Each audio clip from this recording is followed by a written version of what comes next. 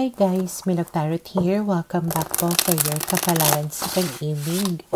Para po ito sa mga water signs, Cancer, Scorpio, and Pisces. Maglalagay na lang po ako ng timestamp sa may description box para po mapuntahan ninyo ang inyong zodiac signs.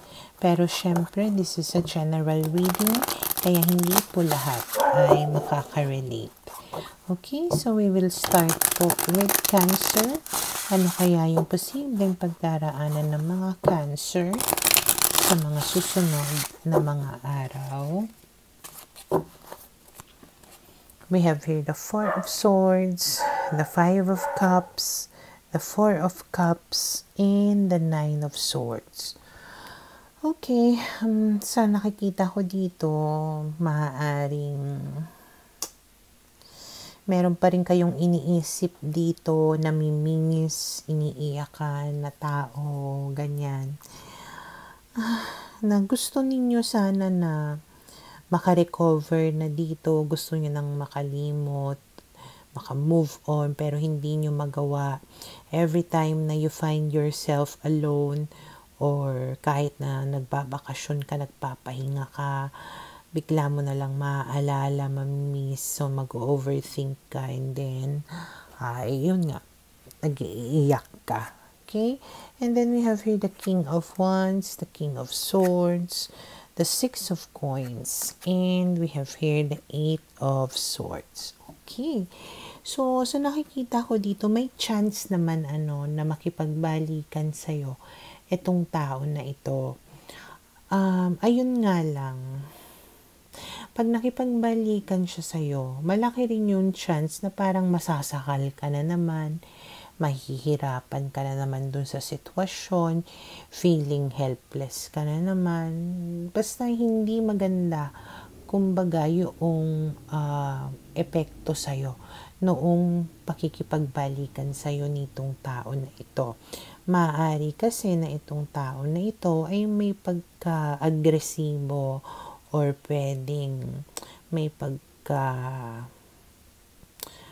masakit magsalita, ganyan. Pwedeng meron din tong ginagawa na hindi maganda, kaya kahit nasabihin nating makipagbalikan sa'yo, hindi mo siya magawang makontrol, or kahit na nakikita mo na may ginagawa siya na hindi nga maganda, hindi mo siya makuha na iwanan. Okay? And then we have here the High Priestess, the Three of Swords, and the Page of Coins. So, ang nakikita ko dito, sinasabi na maging wise ka. Okay? Kasi kung hindi mo gagamitin yung utak mo, maaaring masaktan ka lang muli nitong tao na ito. Lalong-lalo na if your person is earth sign, Taurus, Virgo, Capricorn. Okay, kasi mamaya baka puro pangako lang sa'yo itong tao na to, pero hindi naman niya nagagawa. Okay? And may chance na meron magaganap na third party situation. Kaya siguro feeling helpless ka dito, lalo na kung halimbawa ikaw pala yung third party, meron pala siyang asawa or committed siya sa iba. Bumalik nga siya sa'yo, pero wala ka namang karapatan pa rin, wala ka namang magawa about the situation, kaya you feel helpless pa rin. Okay? And then we have here the Five of Wands and the Ten of Coins. Yeah. So may conflict talaga dito, which is Ten of Coins. Pwedeng may pamilya itong tao na to, or committed siya sa iba. May anak siya. It has something to do with family. Okay? Ang malala pa nun, baka mamaya awayin ka pa nung pamilya. And then we have here the Four of Coins. Pero, since ikaw ay matigas ang ulo, you will still try to hold on to this person no matter what. And then, of course, feeling helpless ka dyan. Na parang feeling mo, ikaw yung victim. Ikaw yung kawawa. Ayan. Pero kung tutuusin, ginusto mo yan eh. Okay? Pwede ka namang umalis dyan eh. Ayaw mo lang. Okay? Kaya wag kang mag-iyak-iyak dyan. Okay? So, for now, ito yung nakikita ko na posibleng mangyari sa mga Cancer.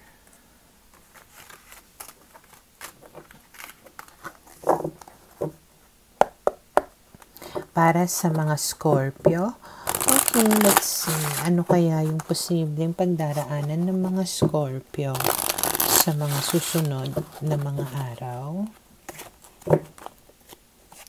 We have here the Devil, the Nine of Cups, the Fool, and the Magician. Okay, sa mga single dyan, malaki yung possibility na you will be attracted to somebody. Okay, and itong somebody na to will also be attracted to you. And because of that, maaaring makaramdam ka ng parang happiness. Okay? Pero nakikita ko dito, parang wala namang kayong commitment sa isa't isa. Nag-enjoy lang kayo na dalawa. Pwede nga na naggagamitan lang kayong dalawa. Okay? Ngayon, if you are in a relationship or waiting for someone na bumalik sa inyo, may chance na magkaroon kayo ulit ng ugnayan nung inaantay ninyo at maaaring ganun pa rin. Kahit na bumalik, wala pa rin kayong commitment sa isa't isa and maaaring ginagamit ka lang niya. Okay? And then we have here the Temperance card, the Knight of Wands, the Two of Swords, and the Queen of Coins. Pero since masaya ka sa kung ano yung nangyayari between the two of you, maaaring makaramdam ka nga ng parang peacefulness sa mga susunod na mga araw. Lalong-lalo na kapag yung person mo talagang nagpapakita sa'yo ng sobrang passion. Okay? Or paglalandi or pagiging agresibo sa alam nyo na.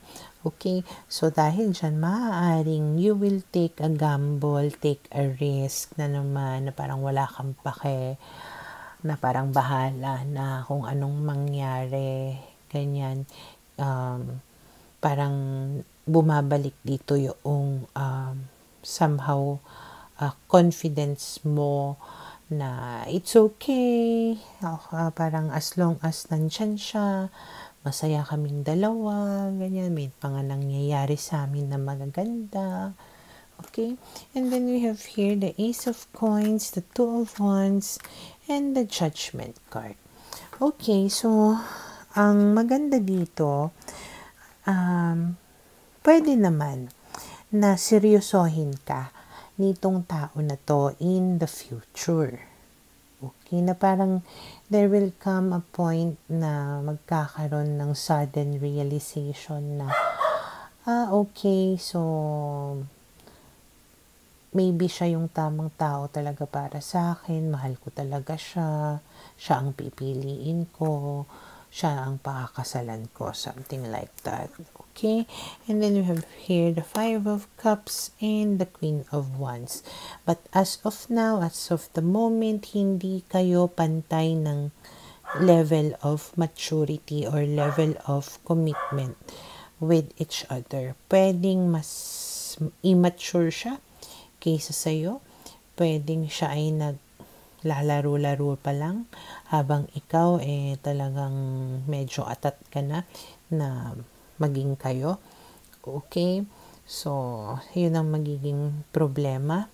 And pwedeng ikaw yung mag-a-adjust para sa kanya na okay, so hindi pa siya ready, willing naman akong mag-antay sa kanya, then might as well enjoy. Okay? And then we have here the Nine of Wands. Pero kapag gagawin mo to, kailangan mo na ingatan yung sarili mo. Guard your heart, yourself. Kasi you will still get hurt along the way. Okay? So, for now, ito yung nakikita ko na posibleng mangyari sa mga Scorpio.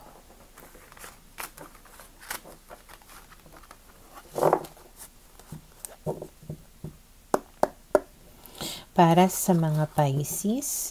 Okay, let's see. Ano kaya yung posibleng pagdaraanan ng mga Pisces sa mga susunod na mga araw? We have here the Judgment card, the Five of Swords, the Queen of Wands, and the Hangman. Okay. Yung iba sa inyo, maaaring matauhan na, may ma-realize about someone. Mapagtatanto ninyo na sinungaling talaga yung tao na yan, na kailangan ninyong layuan yung tao na yan.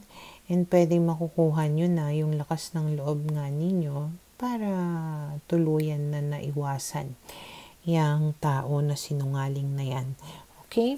And then we have here the Seven of Cups, the Six of Cups, the Queen of Swords, and the Six of Wands. So, base sa mga barahan na to, parang mas magiging open kayo dito to different options or possibilities. Ibig sabihin, willing na kayo to entertain other love interest or maghahanap na kayo ng bagong pag-iinteresan. Okay? Na parang hindi nyo na rin masyadong ine-expect dito na babalikan kayo noong tao na yan. Okay, pwedeng i-prioritize ninyo. Mas i-prioritize ninyo yung sarili ninyong kapakanan. Yung iba sa inyo, pwede naman na i-concentrate muna ninyo sa ibang aspeto ng buhay ninyo instead of waiting around for this person to come back to you. Okay, and then we have here the Ten of Swords, the Nine of Wands, and the Queen of Cups. So, kung hindi pa kayo naghihiwalay, kumbaga, nung tao na yon, pwede talagang wakasan mo na yung mga bagay-bagay or talagang totally cut mo na yung lahat-lahat ng connection ninyo dito sa tao na to as a way of protecting yourself para hindi ka na masaktan or para hindi mo na siya mas mahalin pa. Hindi, kasi may feelings ka pa rin talaga para sa kanya. Hindi naman agad-agad yun na mawawala. Pero nga para mabigyan mo ng priority yung sarili mong kapakanan, gagawin mo na iwasan siya, i-block siya, or putulin nga lahat. Okay? And then we have here the Ten of Coins and the Five of Coins. So, yes, there will be times na you will feel sad, na parang naglolong ka dito ng someone, yung parang namimiss mo na meron kang jowa, or parang you are longing to have a family, to be in a relationship, ganyan, na nag-iiyak ka dyan, basta nalulungkot ka. Hindi naman maiiwasan yon. Okay? And then we have here the Seven of Coins. Pero ang sinasabi dito, be patient. Wait ka lang. May niluluto, may hinahanda para sa'yo.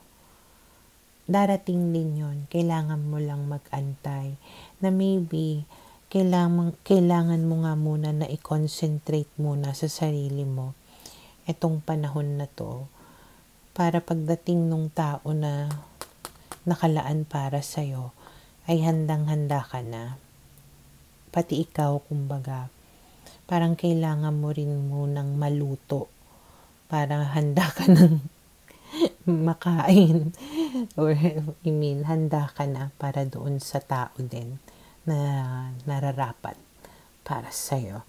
Okay? So, for now, ito yung nakikita ko na posibleng mangyari sa mga Pisces.